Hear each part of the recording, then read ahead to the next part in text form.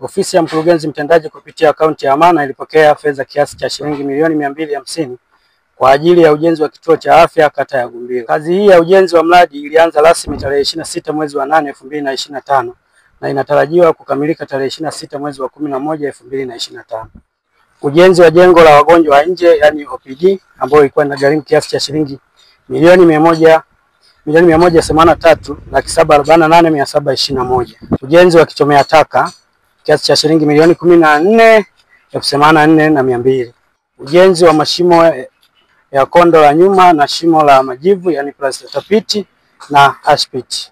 Thamani yake shilingi milioni 6,327,500. Ujenzi wa vyoo matundu matano shilingi milioni 29,636,724. Ujenzi wa mashimo ya vyoo milioni 5,812,675. Ujenzi wa mnara wa tanki milioni 10 na 90,180 na kupelekea jumla kuu shilingi milioni 250.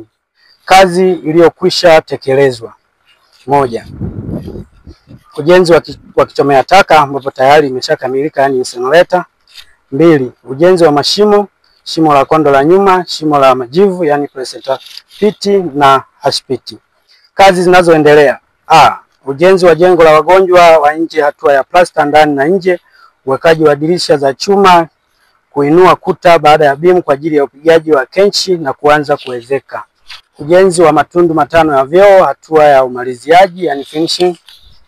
Kazi zilizosalia kwenye vyoo: uwekaji wa miundombinu ya umeme na maji, uwekaji wa tiles za ukutani na chini, skimming na upigaji rangi, uwekaji wa frame na ufungaji wa dirisha na milango, ujenzi wa mnara wa tanki OPD yani wagonjwa wa nje, kupaua na kuwezeka jengo zima ambapo bati na mbao za kuwezekea zimeshakwisha agizwa, uwekaji wa miundombinu ya umeme na maji safi na maji taka ambapo vifaa vinaendelea kupokelewa. Hivyo kupelekea jumla kuu ya matumizi yote hadi sasa ni milioni 109,174,173.